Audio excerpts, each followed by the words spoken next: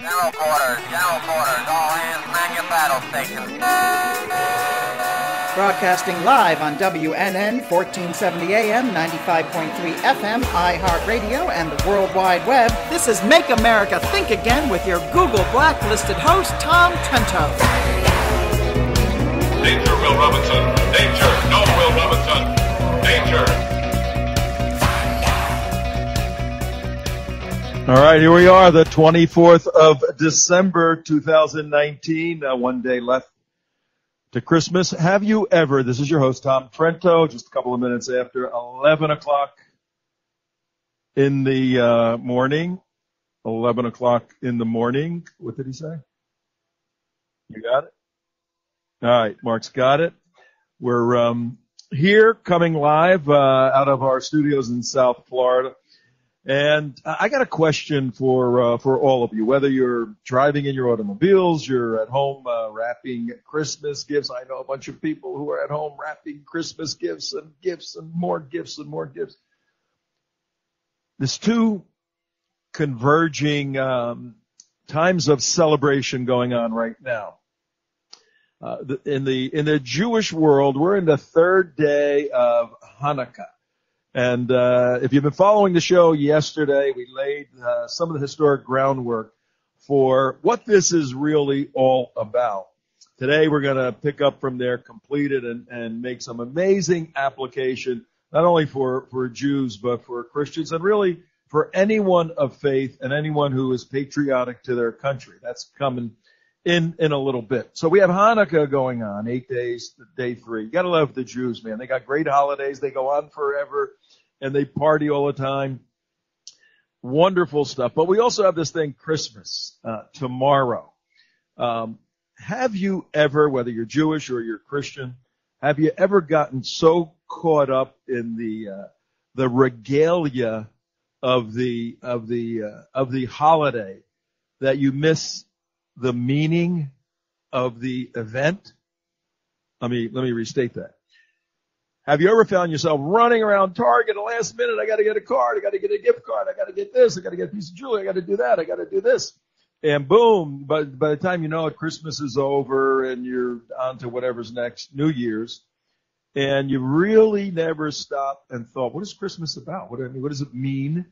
What are the implications of it? Is it fantasy? Is it real? What is it all about? Well, tune in tomorrow. I'm going to address the issue of Christmas. I'm going to read the Christmas story from the Bible, and I'm going to embellish it a bit, not change the meaning of the words, but explain it maybe a little differently than you've heard it. That's tomorrow, Christmas Day. I'm going to be doing that.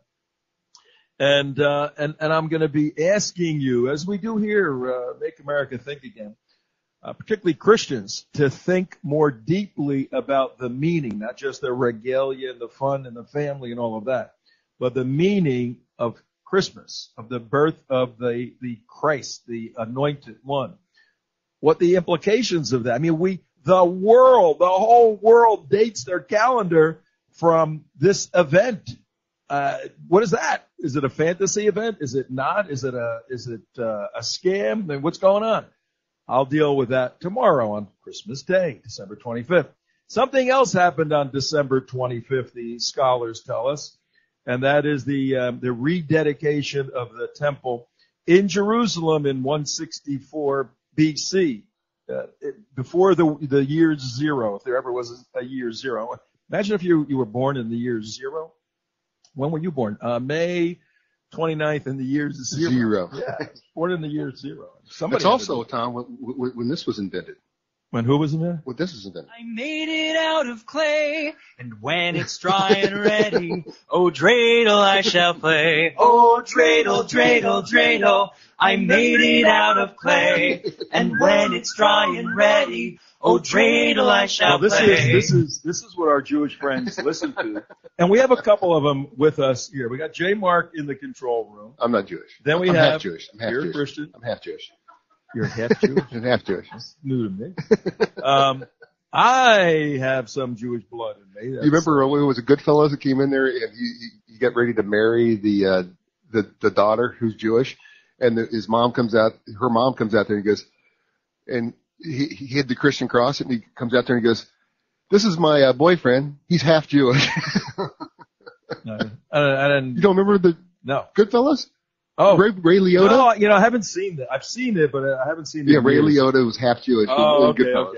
I gotta watch it again. But we do have real live Jews with us today. We got Dr. Ronnie Wexler. As opposed Ronnie, to the how dead you Jews, doing? right? Ron, how you doing?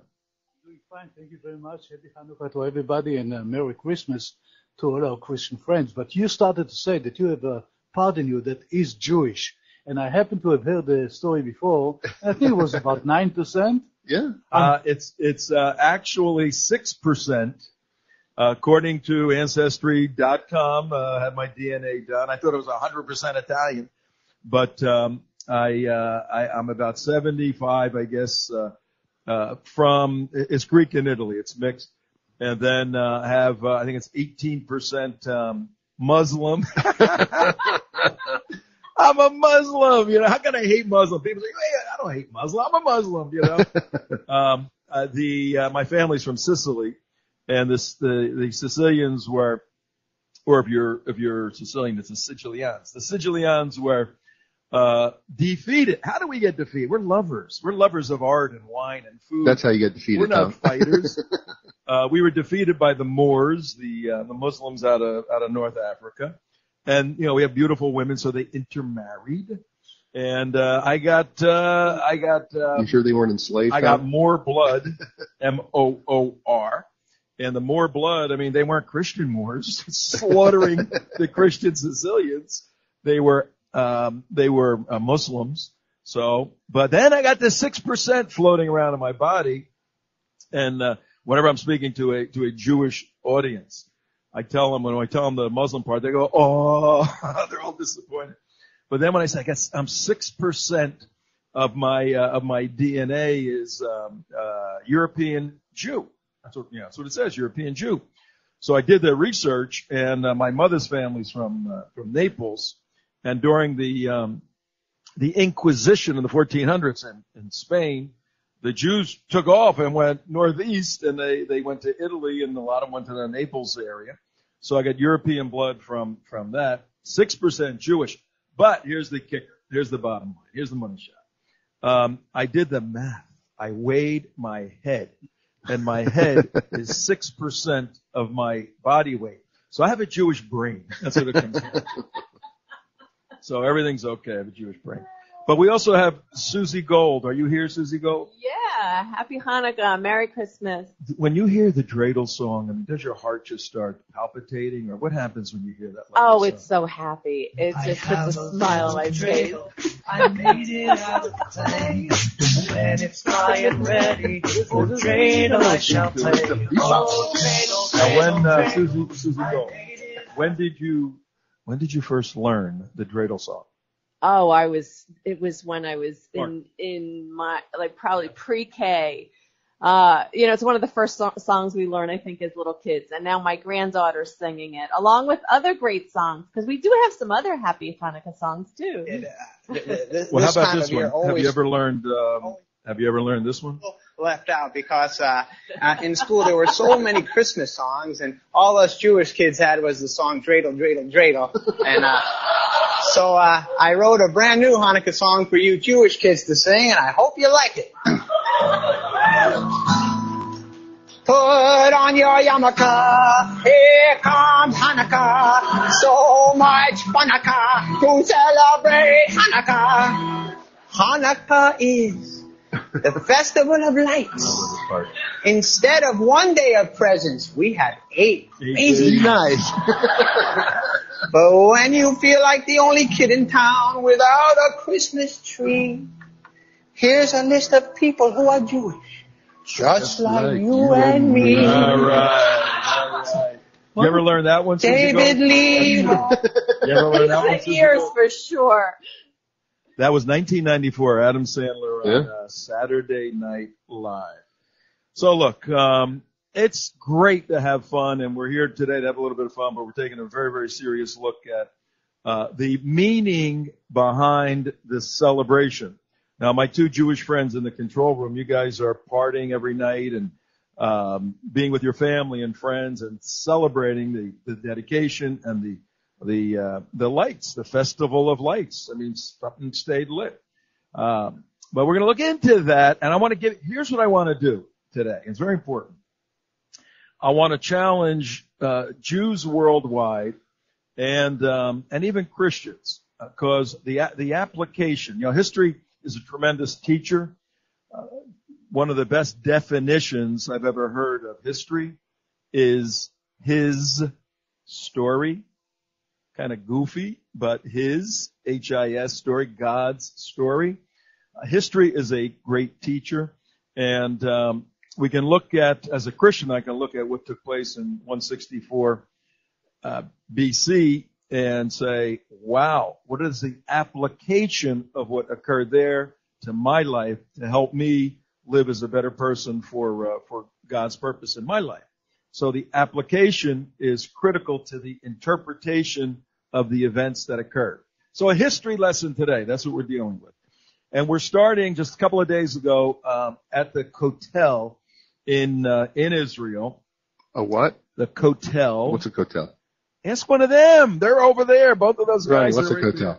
The Kotel is literally the wall, and there's only one wall that does not need any explanation when you are in Israel. It's the only wall remnant of the Holy Temple in Jerusalem, first and second temple. And whenever we go to Israel, we go there, but we are not the only ones there. Thousands and thousands of people come to visit the Kotel, the wall, on a regular basis, especially on holidays, festivals, and Friday nights. And Suzie Gold, you've been with us on several trips to Israel. We're going back May 18th through 29th of 2020, just around the corner, 2020. You coming with us this time? I signed up. I'm going. You Looking forward to signed going up? with a great group of people. It is the best. I've been to Israel probably about 15 times. This is the best group to go with, the best trip I've ever been on in my life.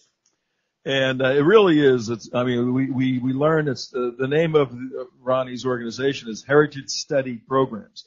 So we study, but we study in the context of having a lot of fun, and we're there because we're on a mission. When you're on a mission, you want to learn more. We're there to learn more. In particular, this time, we went in May, we learned all about the border security systems, the sovereignty issues of the state of Israel. We're going to learn a little bit about that today when the Hashmonean dynasty came in and started expanding the borders of what was then Israel. Tom, real quick, I just had a thought. These trips have become more like reunions than anything else. Being like a family reunion, and then also activating people, for the 2020 election. I mean, that's really what it's all about, is getting people motivated and their batteries charged and getting out there, letting people know that they have a group of friends they can count on, before the election. I think, you're right. There's a camaraderie that develops when people come on these trips, because first of all, there's a uniting in a common bond in wanting to go for the purpose of the mission, whether it was studying the walls last year or this year. It's going to be a special election mission to learn from those in the Middle East and Israel, all variety of people, who they perceive as the best party, the Democrat Party or Republican Party. It's kind of a rhetorical question, but we want to get some of the analysis. The best party to help Israel maintain peace and stability in a very, very, very tough neighborhood. But we're also going to create media that will be used to mobilize thousands and thousands of new voters in Florida and elsewhere in the United States. Because we have two parties. We have one party that is clearly in support of Israel, and we have another party that is not in support of Israel. It's that simple. Certainly not to the degree the Republican Party is. So that's the purpose of the mission. If you're interested in standing with Israel and the principles of the Republican Party, then you're very, very welcome to come. Go to our website, theunitedwest.org. You can learn about it there, or go directly to our website for this trip.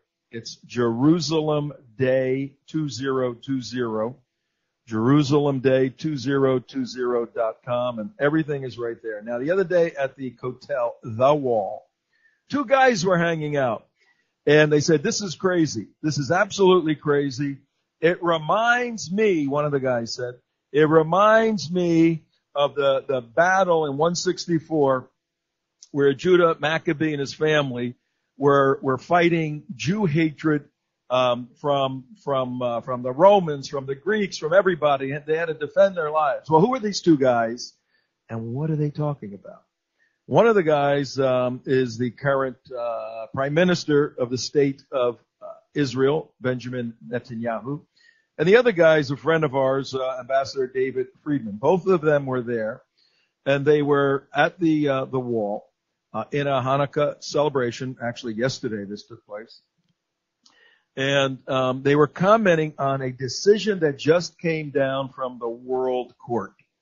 The World Court is based in Den Haag, the Netherlands. A couple of years back, I was at Den Haag. I went into the World Court, and I watched the proceedings of not Bolshevik, but the trial? Yugoslavia. What is the name of the Balkans. The Balkan War, all of that. They had the war criminals. This is maybe it was about 8 or 9 years ago now. They had some of those war criminals on trial. Very interesting. You go in there and you stay behind this bulletproof plastic, and all the judges with all their wigs and everything, and they have the guy sitting on one side, and the proceedings are going on. Well, the International Criminal Court, basically, the ICC, that's the World Court. This is the court where it's supposed to hear the offenses of countries worldwide. Well, a decision after 5 years, a specific judge handed down a preliminary decision and said, you know what? We're moving to seriously launch charges against Israel for criminal conduct in warfare. And everybody was shocked. Like, what are you talking about? And this came down on Hanukkah, the beginning of Hanukkah, this decision. And it was based over 2014 Protective Edge, where, different groups have charged the Israelis with war crimes, and the ICC, International Criminal Court, took it up. And after 5 years, they said, you know what? We're going to look into this. We think there may be grounds for a trial, which would mean that if they subpoena Benjamin Netanyahu, he could wind up in that court that I was behind the glass as a defendant in this International Criminal Court. That's how bizarre this whole thing is. Now, there's a lot of legal issues, but for our purposes today, here's what Netanyahu said yesterday. He said, once again, despite defeating our enemies through the ages, we're facing anti-Semitism like that of the ancient Greeks who sought to harm us, to drive the Jews out of their land. 2,200 years ago, the Maccabees fought the war of liberation for Jewish people and the Jewish faith against the anti-Semitic Greeks. They wanted to extinguish our faith. This is Netanyahu speaking yesterday. Stamp out our freedom. Drive us out of this land. Say we have no right to exist. We have fought against immeasurable odds, and no people has fought in history. We've crossed the abyss from extinction to survival, independence, and now thriving democracy. And yet, we find ourselves in the beginning of the 21st century, 2,200 years ago, in the year 2019, where the International Criminal Court, that should know otherwise, has set forth decrees that are just as anti-Semitic as the decrees of the Greeks he charged. And then Netanyahu goes on. He's standing, for those of you who have traveled to Israel, can you imagine this scene? He's standing at the wall, and all these stones. It's the western edge of the temple grounds. The wall, those big stones are there, and there's grass and some shrubs growing out, and the Orthodox Jews are in one area praying, and tourists are there, and security guards are around, and there may be microphones, and the Prime Minister of Israel yesterday is talking about an event that occurred 2,200 years ago, 10 feet behind him. Right behind him on that mount, the temple was desecrated by the Greeks, by the Romans, and we're going to get into all of this, and the Maccabees fought to defeat them, to cleanse it. And he's saying, well, look, we were under attack 22 years ago on this same property. Now they're attacking us again in light of what we've done as a nation. He was furious with all of this. Ambassador Friedman spoke, and he said, look, you got to understand Hanukkah is a festival that illuminates the world with Judeo-Christian values shared by Israel and the U.S. Hanukkah is called a festival of light. This is Ambassador Friedman speaking yesterday. Each day we increase with an additional candle the amount of light that comes from Hanukkah. It is not just symbolic, and that's our point to today. It is also the sense of really illuminating the world. We illuminate the world with the values that we have in our Jewish nation, that we have in the United States, with the Judeo-Christian values that are the foundation of both of our two great countries. The eschatological beliefs of these three religions. And, you know, they vary within each group, but essentially that there's some battle and somebody comes at the end to save everything. They're lining up in an interesting theological pattern. You had, like the old slides where you can put them over on transparencies. But more importantly, the geopolitical events of the day with, even with, you know, the Russians, you know, lining up, with the Iranians, and they're undecided where they are with Israel, but you could just see a little mistake here, a little mistake there, and boom, we have a conflagration that's amazingly bad. These geopolitical events are lining up with some of the eschatological systems, and you go, uh-oh, and you're right. You know, the world is going to turn against Israel, and some people will stay with Israel. So, very, very interesting. And even more interesting is we can do something about this. Yes, we can. We have about 315 days until the election on November 3rd. In our own little human way, we can mobilize people to stand with Israel by electing the right people in the United States, because we have such influence in the Middle East. Look what we're doing with holding back resources and putting restrictions on these various countries, choking them economically, which is good. It's good. So we can do a lot. That's why we have this show. We're paying for this show to mobilize people to vote intelligently on November 3rd. So here's where we go. Tom Trento, your host, J. Mark in the control room, Ronnie and Suzie Gold. You there, Suzie Gold? All righty. 11:31 in the morning. We spoke a little bit yesterday about the history of this event, Hanukkah, this 8 nights of celebration. Now I want to give a quick overview of some of the history, lay it out, then we'll get into some of the specific fighting that took place. Because if you have to leave, if you're listening on iHeartRadio and you have to leave your car, do what I do. Just boom.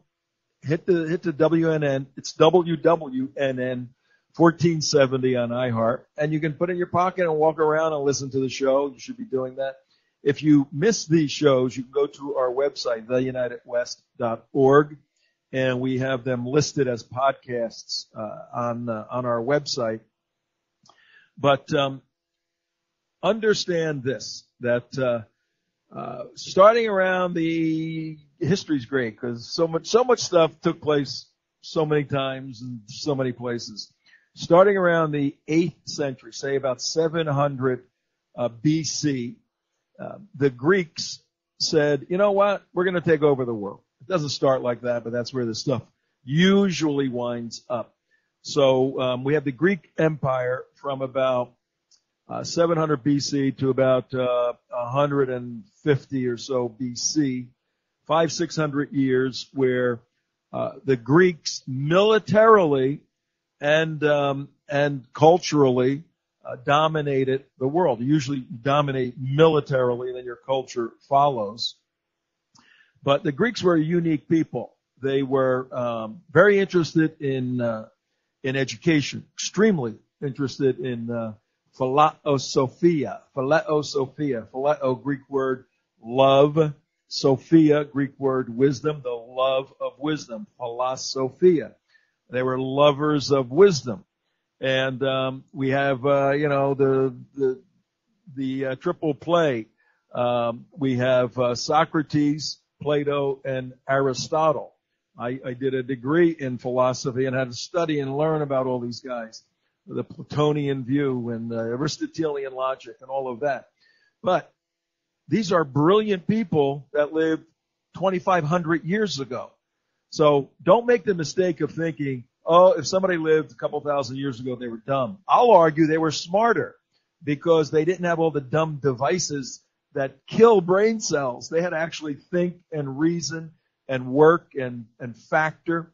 I mean, the Greeks were, apart from the Muslims, because they created everything. They created math and science and everything. Apart from that, the Greeks really created stuff. They created architecture. They various Euclidean methods, various mathematical formula, all types of philosophical theories and theorems.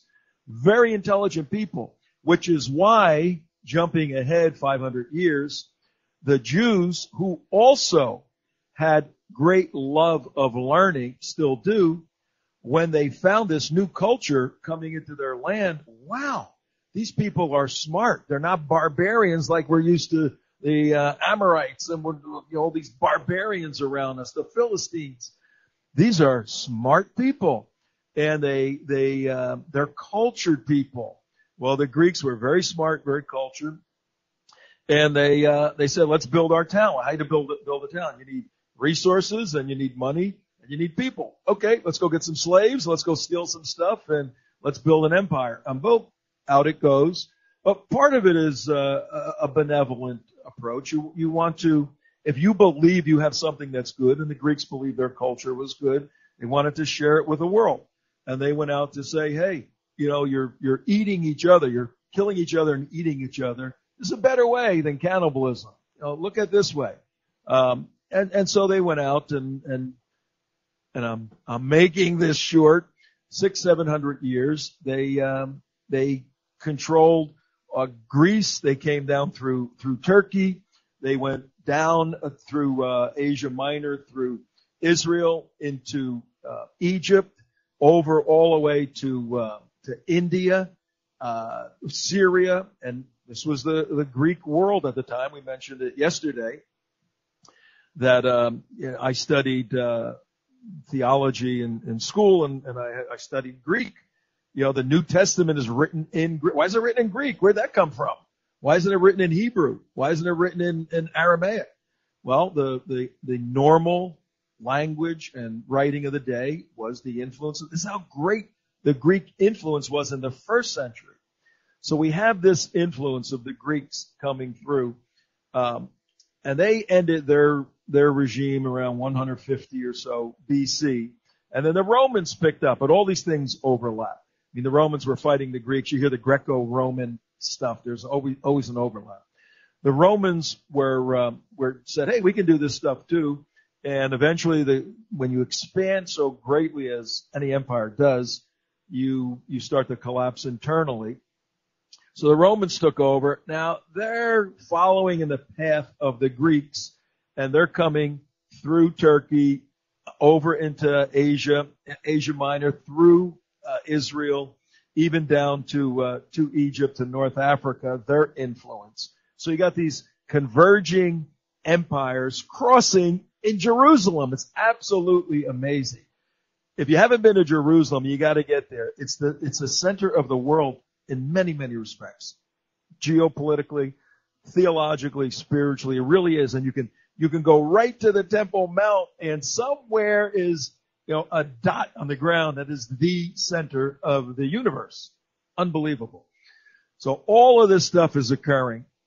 Now, what's happening in Israel? I'm gonna ask one of our experts. What's happening in Israel around 175 BC? What's going on? What's life like in Israel before the Maccabees came on the scene, Ron? Well, the Hellenic influence was great in Israel, especially in the area of Galilee, Samaria, a lot also in Judea.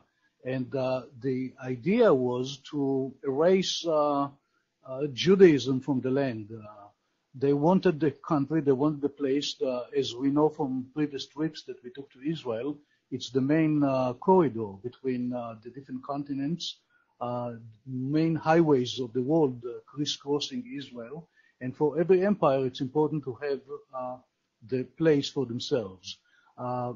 When you mentioned before in the program, Alexander the Great, when he took over, he was very tolerant of people's ideas, religions, and philosophies. Didn't really bother them, let them live their lives.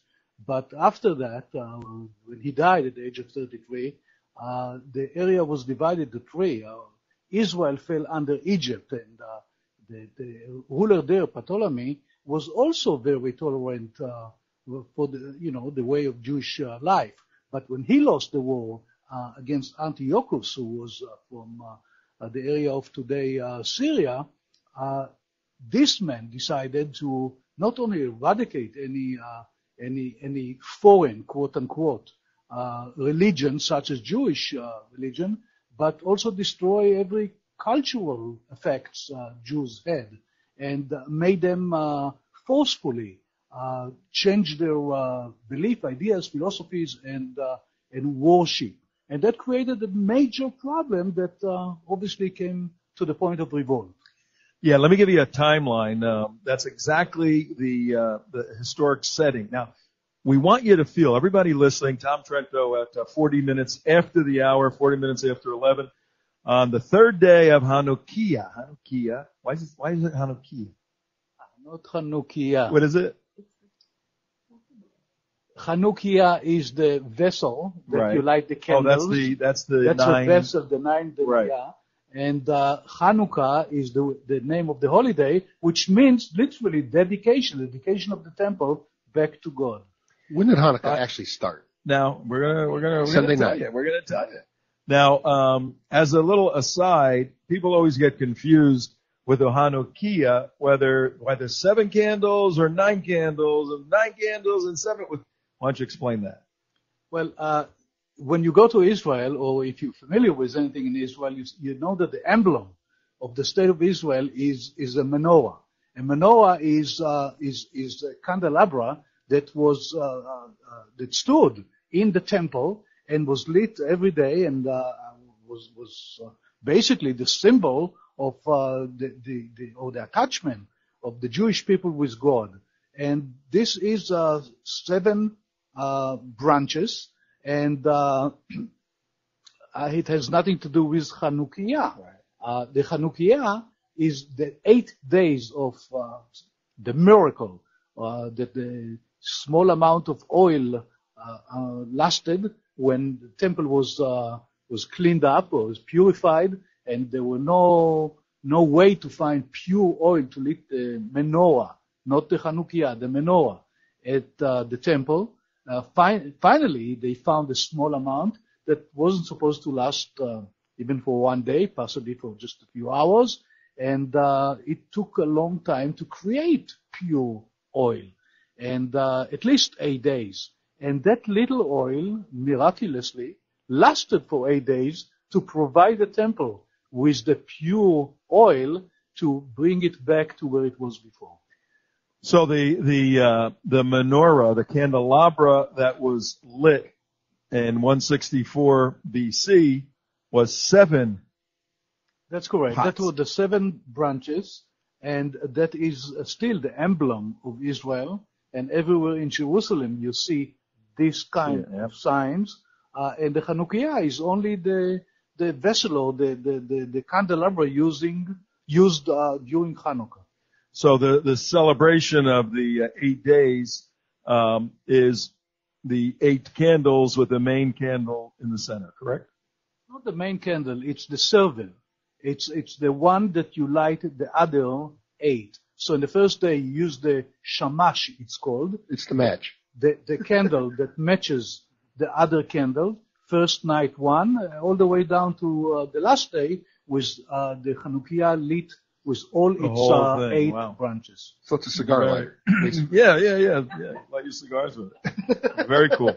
I'm going to give you a timeline now. We have J. Mark in the control room, Suzie Gold, and Ronnie and myself here. 11:43 in the morning. I want to give you a timeline, a historic timeline, because we want to make some very important application. Remember, we have the Greek influence coming from Alexander the Great. He was born in 323 or so. Only lived for 33 years. And in the south now, underneath Israel, in Egypt, we have basically the Romans are now controlling this in around 180. Ptolemy, the leader there, is under Roman influence. And up in Syria, Antiochus, there was a variety of Antiochi, but this one, the fourth, this one was a nutcase. He named himself Epiphanes. Antiochus Epiphanes, basically I'm God, saying I'm God. God is manifested within me. And he was actually called a madman a little later in life. He was told by, and he's under Greek influence in Syria. So you got this overlapping of 2 armies essentially. And as he was moving into Egypt, Antiochus, Ptolemy said, look, I got the Roman army here, cut it out, go up there and start sending more resources and more goods. And pressure was put on him by the Romans now, who are starting to come into control as the Greeks are waning out. And Antiochus is absolutely pissed, and he says, all right, you're squeezing me. Guess what? When I go back north from Egypt, when I'm going back up to Syria, I got some wonderful people I'm going to take it out on. And Ronnie alluded to what Antiochus did. Absolutely amazing. He comes in, he's got a fighting force, and the Jews don't have a an army. They're farmers, they're agrarian people, they're blacksmiths, they're grocers. They're just trying to live their life, and it's built around the temple and trying to be monotheistic. That was their calling. The chosen people, chosen to bring one God to the world in the midst of all this paganism. So Antiochus, who's a complete pagan, he says, I'm going to kick their asses. That's what's going to happen. They aggravate me anyway. So he starts smashing things in the temple. He starts writing all these restrictions. One of them was, you're Yahweh God? Not allowed to say Yahweh anymore. You got to say Zeus. Zeus is the god. That's that Greek influence in Syria by Antiochus. You guys worship on a Friday night, every night. You have your family, your little food, and your little candle. Yeah. Nope, no more Sabbath. Done. No more Sabbath. Now, I want you to think this through, particularly if you're a Jewish person.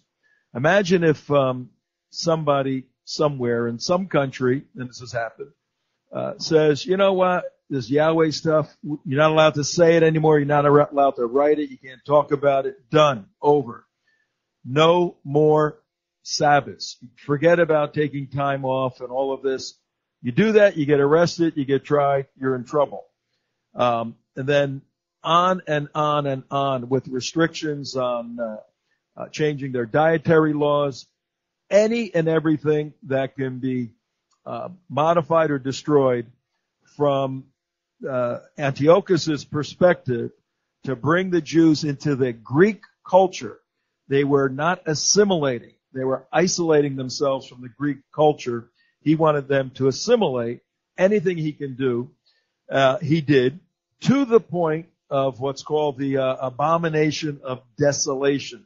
Fascinating concept. It's in several places in the Bible. But this particular one was to take a unclean animal, a pig, and sacrifice it on the holy altar. And you couldn't desecrate the abomination of desolation. You made desolate. You moved that which is holy on the altar away from it by slaughtering an unclean animal. So that temple, that altar on that temple that was so unique and so holy is now desolate. It's moved away. It's no longer there. It's just a piece of rock that means nothing. That occurred Antiochus, as the Israelis say. Antiochus devastated Jewish culture, Jewish beliefs. Now, sadly, there were a bunch of enlightened Jews at the time who said, yeah, you guys, many of my Jewish brethren are a little too tribal, a little too religious. You take this stuff a little too far. The Greeks, they love food. They love architecture. They love painting. They love singing. They love the theater. They love sports. They built a gymnasium very closely. Antiochus builds a gymnasium very close to the temple. And in those days, a Greek gymnasium was a place where nude males would engage in various sports, wrestling, boxing, all of this. But there was a problem. There was a serious problem because the Jews had a very distinguished physical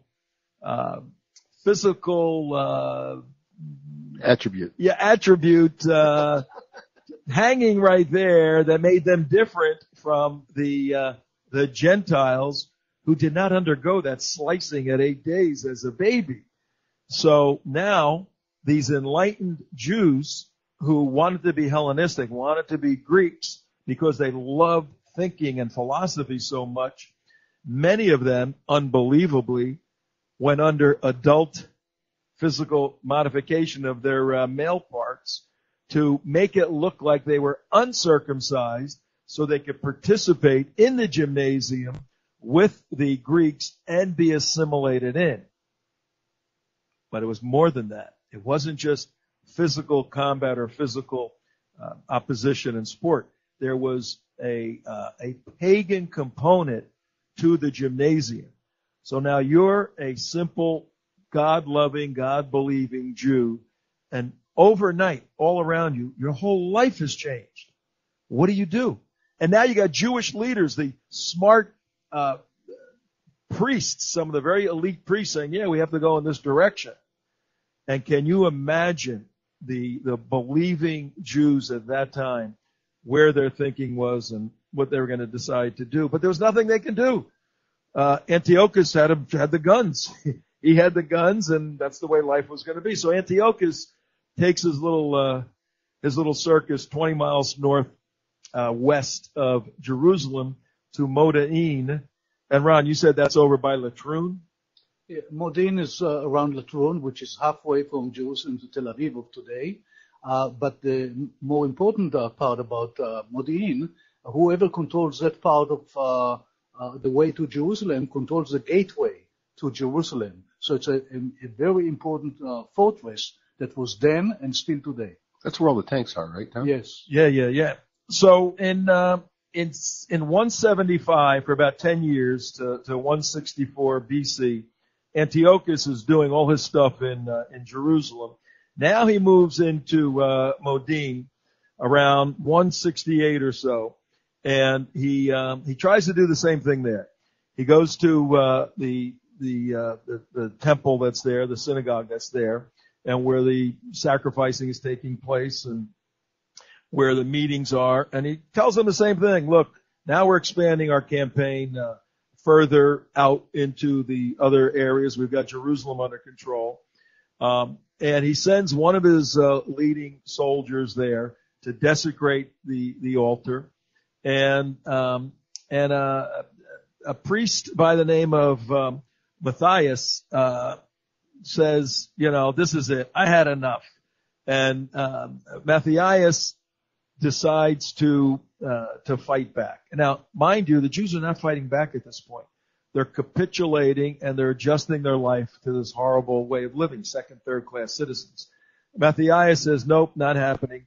He strikes in a fit of anger, righteous indignation. He strikes the Antiochus's soldier, kills him, then grabs a sword and starts fighting others, and a battle breaks out. And there's a small contingent of soldiers because they had struck fear in the hearts of the Jews. They didn't anticipate any opposition.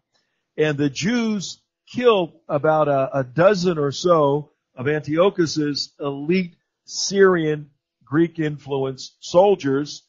And then the soldiers take off, and Matthias says, uh-oh, we got a problem. What just happened? And that was a defining moment in the history of the nation of Israel. Now think about this. That one righteously indignant act. He said, I'm not allowing you to come here and desecrate what we do and what our calling is. Our Lord is greater than your fake gods, and we'll fight to the death for this. And that started about a 5-year campaign.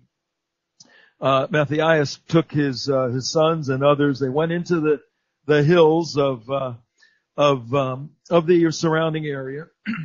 And they basically said, we got to start fighting back. And they became a guerrilla force, very similar as the years went by to the Vietnamese fighting the great American force in Vietnam, or the American patriots in the Revolutionary War fighting the British soldiers who were a greater force. Very similar approach, and they're battling. Matthias finally hands the reins over to his son Judah Maccabee, Judah the Hammer, and he becomes an outstanding military leader.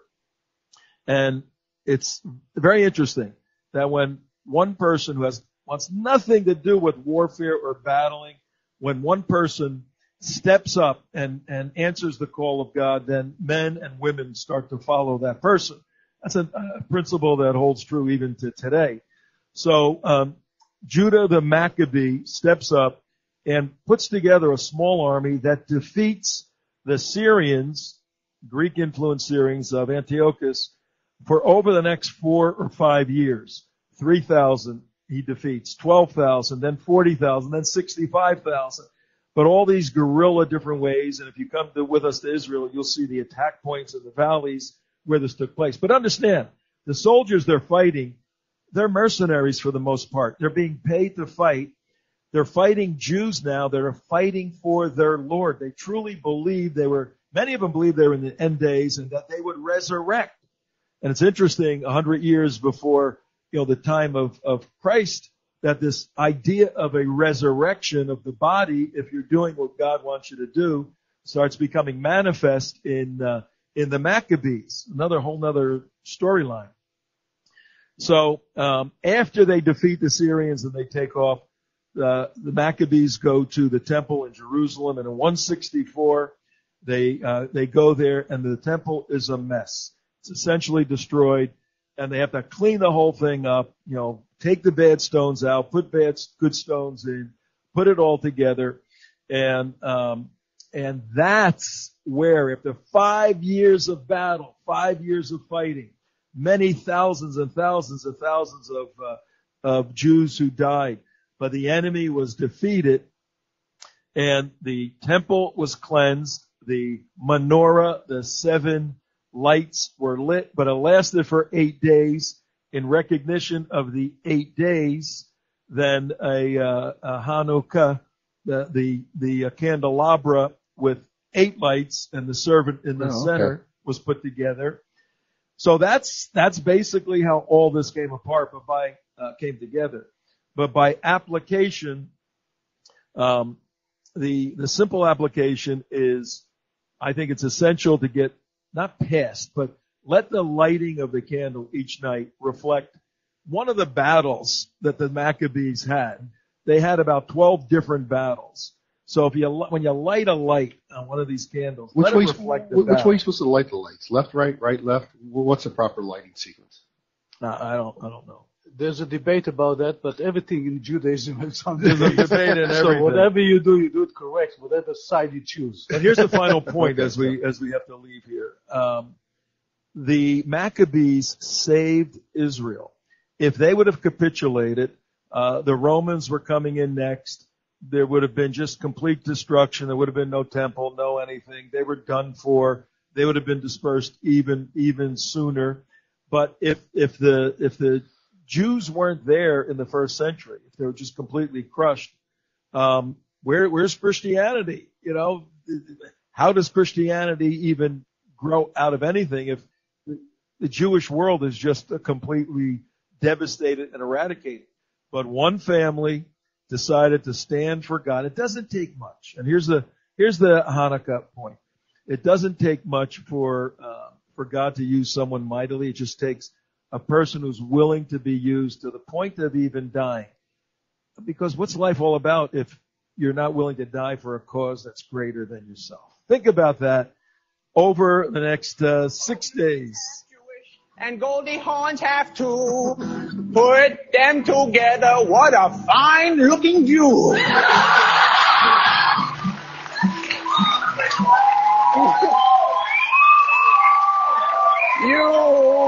You don't need Dector Halls or Jingle Bell Rock, 'cause you can spin a dreidel with Captain Kirk and Mr. Spock, both Jewish.